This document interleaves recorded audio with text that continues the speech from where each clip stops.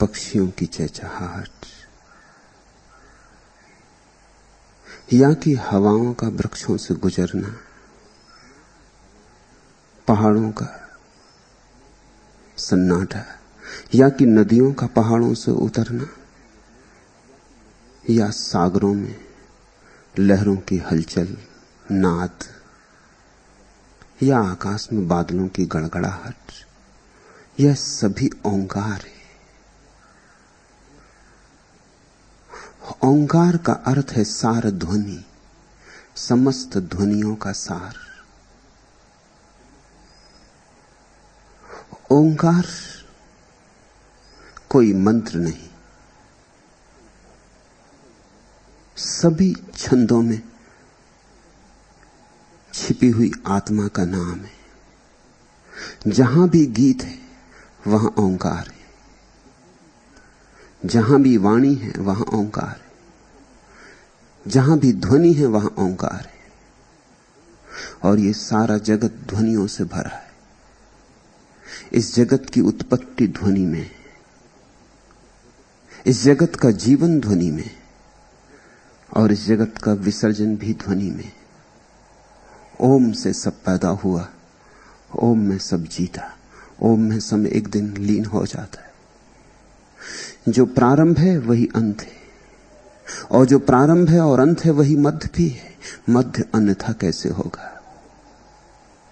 इंजील कहती है प्रारंभ में ईश्वर था, और ईश्वर शब्द के साथ था, और ईश्वर शब्द था, और फिर उसी शब्द से सब निष्पन्न हुआ। वह ओंकार की ही चर्चा है। मैं बोलूं तो ओंकार है, तुम सुनो तो ओंकार है,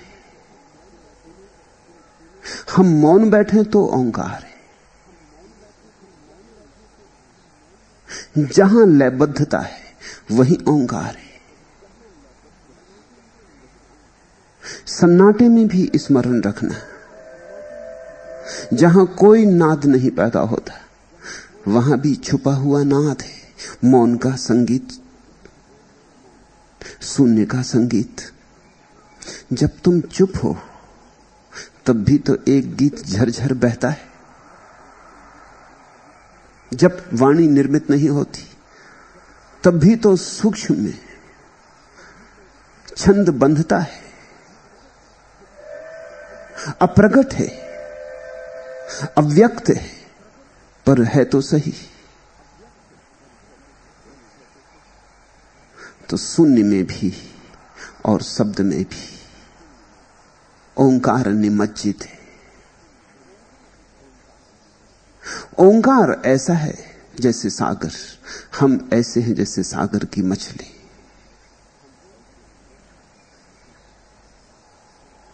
इस ओंकार को समझना,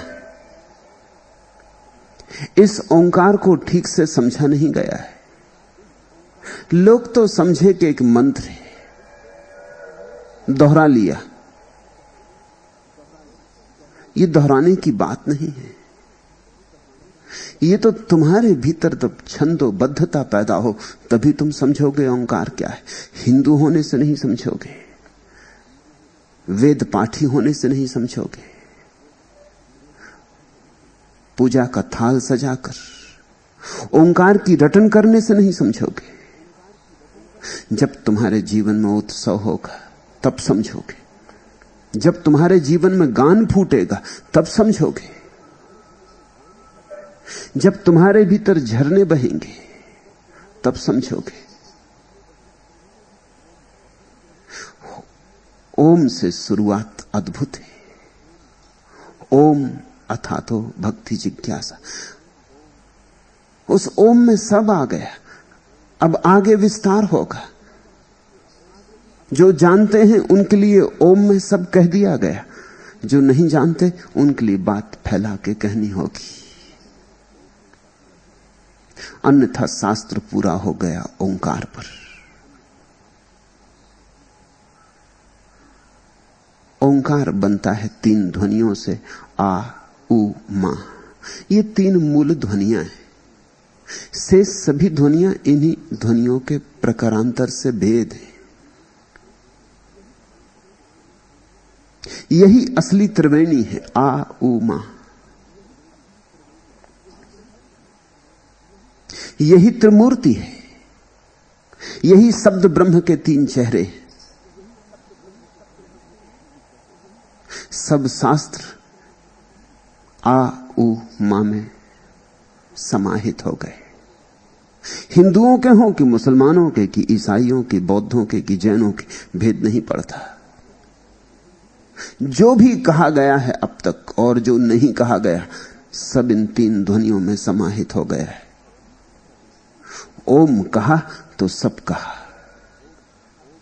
ओम जाना तो सब जाना। इसलिए वेद घोषणा करते हैं कि जिसने ओंकार को जान लिया, उसे जानने को कुछ और शेष नहीं रहा। निश्चित ही ये उस ओंकार की बात नहीं है जो तुम अपने पूजा गृह में बैठ के दोहरा लेते हो। ये ओंकार तो तुम्हारे पूरे जीवन की सुगंध की तरह प्रकट होगा तो समझोगे। तुम्हारे जीवन में बड़ी छंदहीनता है। तुम्हारा जीवन टूटा फूटा हुआ सितार है, जिसके तार या तो बहुत ढीले हैं या बहुत कसे हैं, और जिस तार पर कैसे उंगलियां रखें उसका शास्त्र ही तुम भूल गए हो, और जिस सितार को कैसे बजाएं, कैसे निनादित करें, उसकी भाषा ही तुम्हें नहीं आती। तुम सितार लिए बैठे हो, सितार में छिपा संगीत तुम्हारी प्रतीक्षा करता है, और जीवन बड़ी पीड़ा से भरा है। ये सारी पीड़ा रूपांतरित हो सकती है। तुम गाओ, तुम गुनगुनाओ, तुम्हारे भीतर की सरिता बहे, तुम नाचो। भक्ति जीवन का परम स्वीकार है। इसलिए शुभ ही है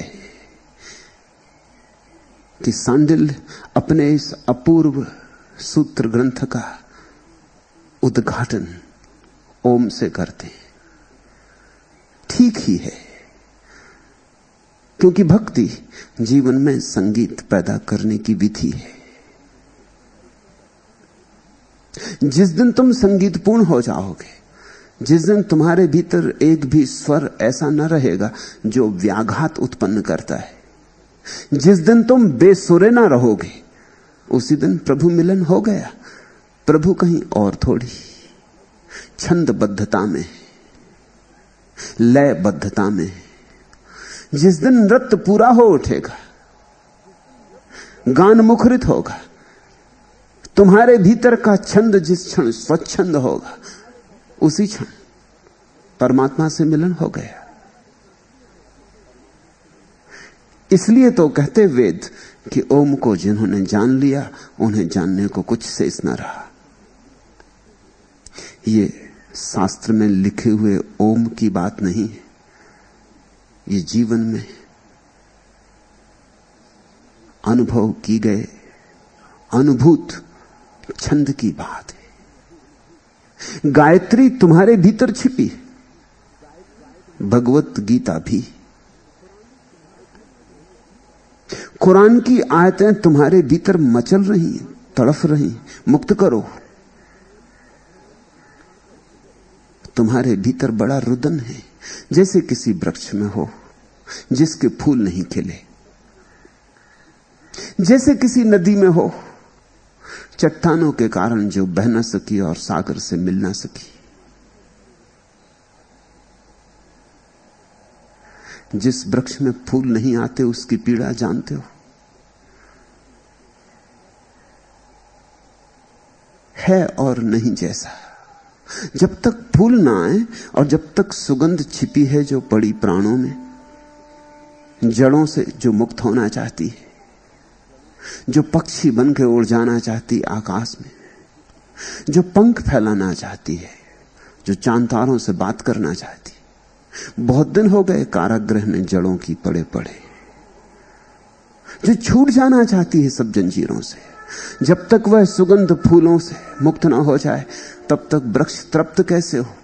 तब तक कैसी तृप्ति, कैसा संतोष, कैसी शांति, कैसा आनंद? तब तक वृक्ष उदास है। ऐसे ही वृक्ष तुम हो। तुम्हारे भीतर ओंकार पड़ा है, बंधन में, जंजीरों में। मुक्त करो उसे। गाओ, नाचो, ऐसे नाचो कि नाचने वाला मिट जाए और नाच ही रह जाए। उस क्षण पहचान होगी ओंकार से। ऐसे गाओ कि गायक ना बचे, गीत ही रह जाए। उस क्षण तुम भगवत गीता हो गए।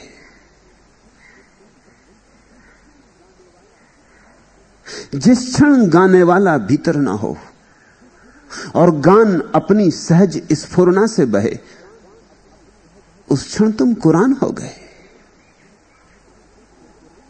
उस दिन तुम्हारे भीतर परम काव्य का जन्म हुआ। उस दिन जीवन साधारण ना रहा, असाधारण हुआ। उस दिन जीवन में दीप्ति आई, आभा उपजी। इसलिए ओम से प्रारंभ है। इस ओम में इशारा है कि तुम अभी ऐसे वृक्ष हो जिसके फूल नहीं खिले, और बिना फूल खिले कोई संतुष्टि नहीं, कोई परितोष नहीं। ओम अथातो भक्ति जिज्ञासा। और ये तुम्हें ख्याल में आ जाए कि मेरे फूल अभी खिले नहीं, कि मेरे फल अभी लगे नहीं, कि मेरा वसंत आया नहीं, कि मैं जो गीत लेकर आया था मैंने अभी गाया नहीं, कि जो नाच मेरे पैरों में पड़ा है मैंने घूंघर भी नहीं बांधे, वो नाच अभी उन्मुक्त भी नहीं हुआ। ये तुम्हें समझ में आ जाए तो अथातो भक्ति जिज्ञासा, फिर भक्ति की जिज्ञासा। उसके पहले भक्ति की कोई जिज्ञासा नहीं हो सकती। भक्ति की जिज्ञासा का अर्थ ही यह है कि मैं टूटा फूटा हूं, अभी मुझे जुड़ना है। मैं अधूरा अधूरा हूं, अभी मुझे पूरा होना है। कमियां हैं, सीमाएं हैं हजार मुझ पर, सब सीमाओं को तोड़कर बहना है। बूंद हूं अभी और सागर होना है। अथा तो भक्ति जिज्ञासा। तभी तो तुम जिज्ञासा में लगोगे। समझें भक्ति अर्थात क्या।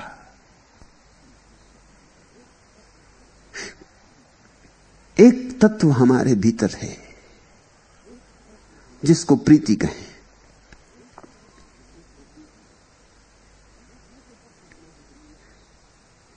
ये जो तत्व हमारे भीतर है, प्रीति, इसी के आधार पर हम जीते। चाहे हम गलत ही जिए तो भी हमारा आधार प्रीति ही होता है। कोई आदमी धन कमाने में लगा है, धन तो ऊपर की बात है, भीतर तो प्रीति से ही जी रहा है। धन से उसकी प्रीति है। कोई आदमी पद के पीछे पागल है। पद तो गौण है, प्रतिष्ठा की प्रीति है। जहां भी खोजोगे तो तुम प्रीति को ही पाओगे। कोई वैश्यालय चला गया है और किसी ने किसी की हत्या कर दी, पापी में और पुण्यात्मा में तुम एक ही तत्व को एक साथ पाओगे। वह तत्व प्रीति है। फिर प्रीति किससे लग गई उससे भेद पड़ता है। धन से लग गई तो तुम धनी होकर रह जाते हो, ठीकरे हो जाते हो, कागज के सड़े गले नोट होकर मरते हो। जिससे प्रीति लगी वही हो जाओगे। यह बड़ा बुनियादी सत्य है, इसे हृदय में संभाल के रखना। प्रीति महंगा सौदा है, हर किसी से मत लगा लेना। जिससे लगाई वैसे ही हो जाओगे, वैसा होना हो तो ही लगाना। प्रीति का अर्थ ही यही होता है कि मैं यह होना चाहता हूं। राजनेता गांव में आया और तुम भीड़ करके पहुंच गए, फूल मालाएं सजा के। किस बात की खबर? तुम गहरे में चाहते हो कि मेरे पास भी पद हो, प्रतिष्ठा हो, इसलिए पद और प्रतिष्ठा की पूजा है। कोई फकीर गांव में आया और तुम पहुंच गए, उससे भी तुम्हारी प्रीति की खबर मिलती कि तड़फ रहे हो फकीर होने को, कि कब होगा वो मुक्ति का क्षण, जब सब छोड़ छाड़, जब किसी चीज पर मेरी कोई पकड़ न रह जाएगी। कोई संगीत सुनता है तो धीरे धीरे उसकी चेतना में संगीत की छाया पड़ने लगती। तुम जिससे प्रीति करोगे वैसे हो जाओगे, जिनसे प्रीति करोगे वैसे हो जाओगे। तो प्रीति का तत्व रूपांतरकारी है, प्रीति का तत्व भीतरी रसायन है, और बिना प्रीति के कोई भी नहीं रह सकता। प्रीति ऐसी अनिवार्य है जैसे श्वास, जैसे शरीर श्वास से जीता, आत्मा प्रीति से जीती। इसलिए अगर तुम्हारे जीवन में कोई प्रीति ना हो तो तुम आत्महत्या करने को उतारू हो जाओगे, या कभी तुम्हारे प्रीति का सेतु टूट जाए तो आत्महत्या करने को उतारू हो जाओगे। घर में आग लग गई और सारा धन जल गया और तुमने आत्महत्या कर ली। क्या तुम कह रहे हो? तुम ये कहते हो ये घर ही मैं था, ये मेरी प्रीति थी, अब यही ना रहा तो मेरे रहने का क्या अर्थ? तुम्हारी पत्नी मर गई और तुमने आत्महत्या कर ली। तुम क्या कह रहे हो? तुम ये कह रहे हो ये मेरी प्रीति का आधार था, जब मेरी प्रीति उजड़ गई मेरा संसार उजड़ गया, अब मेरे रहने में कोई सार नहीं। हम प्रीति के साथ अपना तादात्म्य कर लेते। बिना प्रीति के कोई भी नहीं जी सकता। जीना संभव ही प्रीति के सहारे है। जैसे बिना श्वास लिए शरीर नहीं रहेगा, वैसे बिना प्रीति के आत्मा नहीं टिकेगी। प्रीति है तो आत्मा टिकी रहती, फिर प्रीति गलत से भी हो तो भी आत्मा टिकी रहती। मगर चाहिए प्रीति तो चाहिए, गलत हो कि सही। फिर प्रीति के बहुत ढंग हैं, वो समझ लेने चाहिए। एक प्रीति है जो तुम्हारी पत्नी में होती, मित्रों में होती, पति में होती, भाई बहन में होती। उस प्रीति को हम प्रेम कहते हैं। प्रेम का अर्थ होता है उसके साथ जो समतल है, तुमसे ऊपर भी नहीं, तुमसे नीचे भी नहीं, तुम्हारे जैसा है, जिससे आलिंगन हो सकता है, उसको प्रेम कहते हैं। समतुल व्यक्तियों में प्रीति होती तो प्रेम कहते हैं। फिर एक प्रीति होती माता पिता या गुरु में, उसे श्रद्धा कहते हैं। कोई तुमसे ऊपर है, प्रीति को पहाड़ चढ़ना पड़ता, इसलिए श्रद्धा कठिन होती, श्रद्धा में दांव लगाना पड़ता है। श्रद्धा में चढ़ाई है, इसलिए बहुत कम लोगों में वैसी प्रीति मिलेगी जिसको श्रद्धा कहें। माता पिता से कौन प्रीति करता है? कर्तव्य निभाते हैं लोग, दिखाते हैं, उपचार दिखाना पड़ता है। प्रीति कहां? अपने से ऊपर प्रीति करने में पहाड़ चढ़ने की हिम्मत होनी चाहिए। और ध्यान रखना, तुम अपने से ऊपर जितने ऊपर प्रीति करोगे उतने ही तुम ऊपर जाने लगोगे, तुम्हारी चेतना ऊर्ध्वगामी होगी। इसलिए तो हमने श्रद्धा को बड़ा मूल्य दिया है सदियों से, क्योंकि श्रद्धा आदमी को बदलती, अपने से पार ले जाती। तुम्हारे हाथ तुमसे ऊपर की तरफ उठने लगते और तुम्हारे पैर किसी ऊर्ध्व गमन पर गतिमान होते, तुम्हारी आंखें ऊंचे शिखरों से टकराती और चुनौती लेती। जिसके जीवन में श्रद्धा नहीं है उसके जीवन में विकास नहीं, विकास हो ही नहीं सकता। किसी को महावीर में श्रद्धा है तो विकास होगा, किसी को बुद्ध में तो, कृष्ण में तो, क्राइस्ट में तो श्रद्धा से विकास होता है। कृष्ण क्राइस्ट तो सब खूंटियां हैं, कहां तुमने अपनी श्रद्धा टांगी, ये बात गौण है, मगर श्रद्धा कहीं ना कहीं टांगना जरूर। ये बात बहुत महत्वपूर्ण नहीं है कि तुमने महावीर चुना कि मोहम्मद, कि कृष्ण चुने कि क्राइस्ट, इसमें बहुत मूल्य नहीं है। मूल्य इस बात में है कि तुमने श्रद्धा का कोई पात्र चुना, तुमने कोई चुना जो तुमसे पार है, तुमने कोई चुना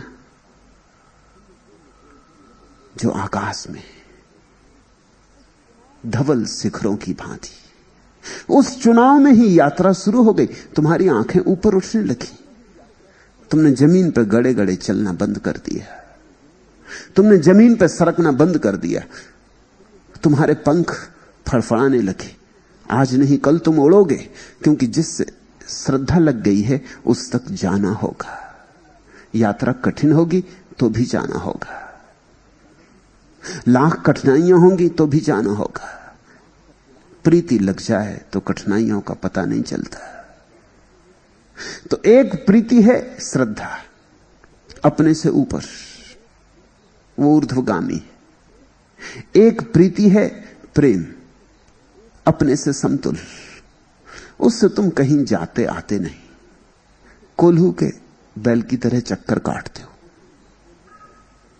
पत्नी भी तुम जैसी, पति भी तुम जैसा, मित्र भी तुम जैसे, लोग अपने जैसे ही तो चुनते हैं,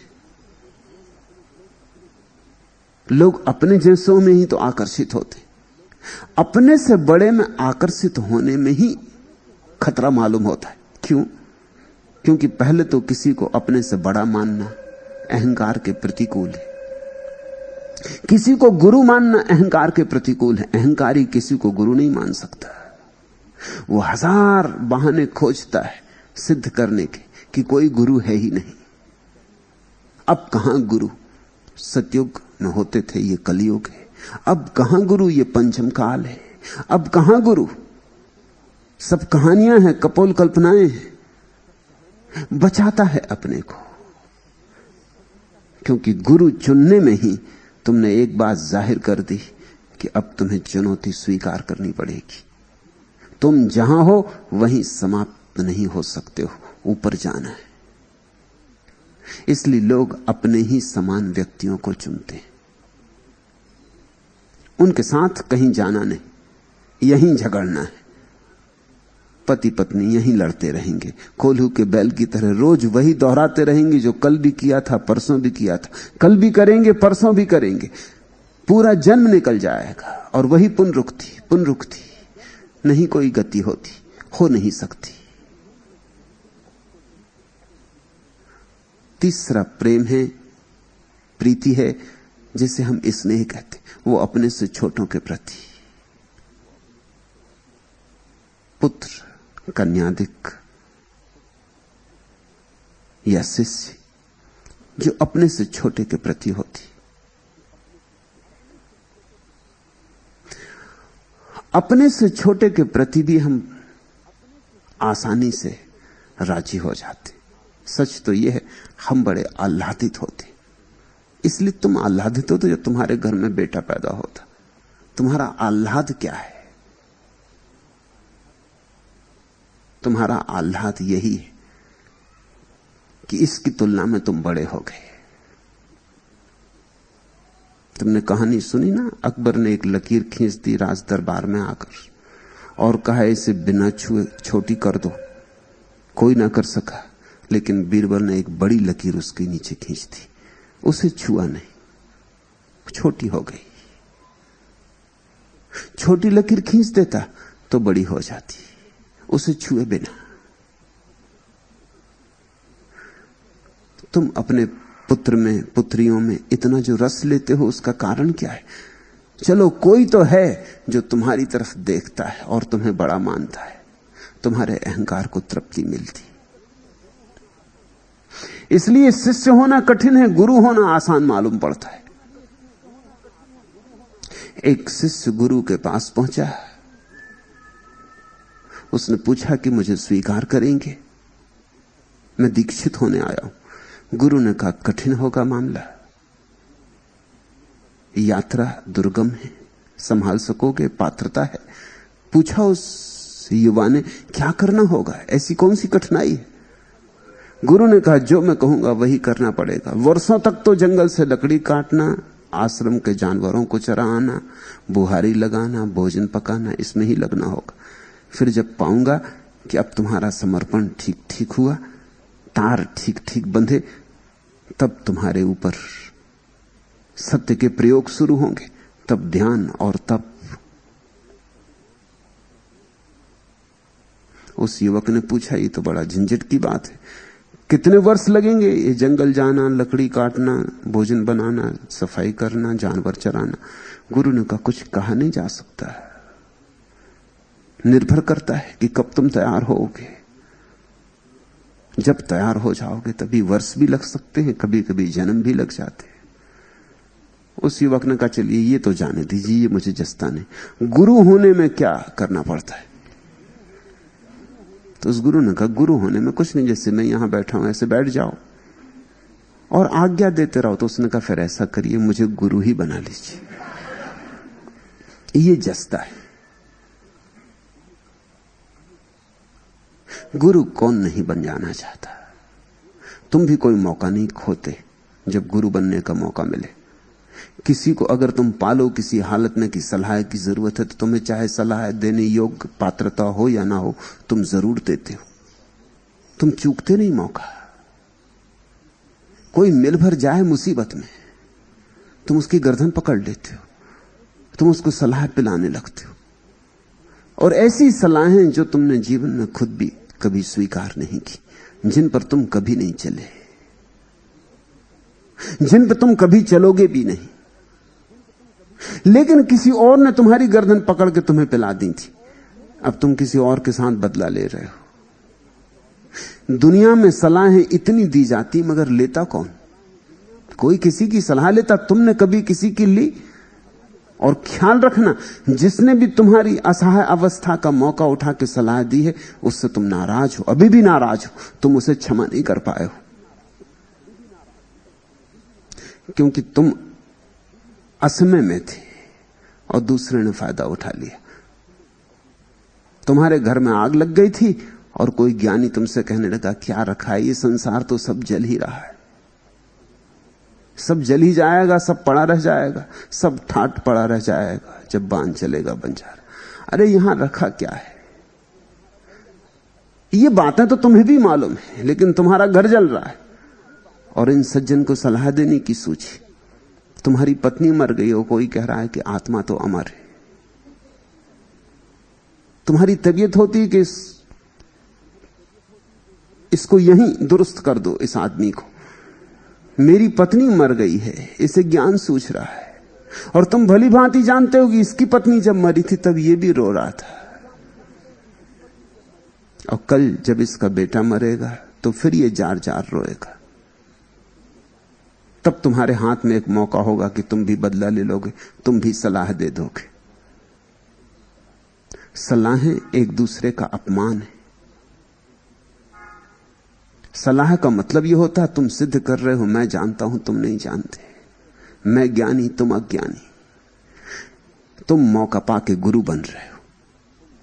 जांचना, अपने जीवन को जरा परखना।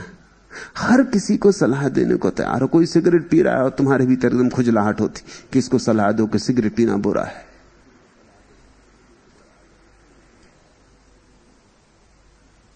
और तुम पान चबा रहे हो।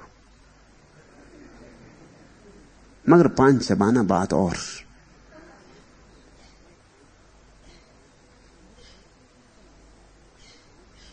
लेकिन तुम सलाह देने का मौका नहीं छोड़ोगे। तुम्हारे बाप ने तुम्हें सलाह दी थी और तुमने एक ना मानी, और वे ही सलाहें तुम अपने बेटों को पिला रहे हो, वे भी नहीं मानेंगे। तुमने नहीं मानी थी। कौन मानता है सलाह? क्यों सलाहें नहीं मानी जाती? कारण देने वाला अहंकार का मजा लेता है, लेने वाले के अहंकार को चोट लगती। तुम्हारे घर बेटे बेटियां पैदा हो जाती, तुम बड़े खुश होते। तुमको ये असहाय प्राणी मिल गए जिनको अब तुम जैसा चाहो बनाओ, जहां चाहो भेजो, जो आज्ञा दो इन्हें मानना ही पड़े। मनोवैज्ञानिक कहते हैं कि बच्चों के साथ सदियों में जो अत्याचार हुआ है, वैसा अत्याचार किसी के साथ कभी नहीं हुआ। गुलाम से गुलाम भी इतना गुलाम नहीं होता जितने बच्चे तुम्हारे गुलाम हो जाते, क्योंकि असहाय हैं, तुम पर निर्भर हैं, जी नहीं सकते तुम्हारे बिना। एक छोटा सा बच्चा है, दूध नहीं मिले, सेवा नहीं मिले, सुरक्षा नहीं मिले, मर ही जाएगा, जी ही नहीं सकता। उसका जीवन दांव पर लगा है। तुम इस मौके को नहीं चूकते, तुम इस मौके का पूरा फायदा उठा लेते हो, पूरे से ज्यादा फायदा उठा लेते हो। हालांकि तुम कहते यही हो कि मुझे तुमसे प्रेम है, इसलिए ऐसा कर रहा हूं। लेकिन अगर बहुत छानबीन करोगे, थोड़े सजग होगे, तो पाओगे अहंकार का रस ले रहे हो। और तो कोई तुम्हारी सुनता नहीं, तुम्हारे बेटे को तो सुननी ही पड़ती। इसलिए कौन बेटा अपने बाप को माफ कर पाता है? कोई बेटा अपने बाप को माफ नहीं कर पाता। और अगर मौका मिलेगा बुढ़ापे में, जब तुम बूढ़े हो जाओगे और कमजोर हो जाओगे, असहाय हो जाओगे, बच्चे जैसे हो जाओगे, तब तुम्हारा बेटा तुमसे बदला लेगा। तब छोटी छोटी बातों में तुम दुत्कारे जाओगे, और तब तुम तड़फोगे और तुम कहोगे, मैंने ऐसा क्या पाप किया, मैंने तुझे बड़ा किया, मैंने अपना जीवन तेरे ऊपर लगाया, निछावर किया, और तू मुझसे बदला ले रहा है। ये कैसी अकृतज्ञता। नहीं, लेकिन तुम जांच करना, गौर करना, तुमने अपने अहंकार को खूब उछाला होगा। इस बेटे में पड़े घाव अब तक हरे। बच्चों के साथ हम बड़ा अमानवीय व्यवहार करते, और ये कहते हम चले जाते हैं कि हमारा बड़ा स्नेह। अपने से छोटे के प्रति जो प्रीति होती है, उसका नाम स्नेह।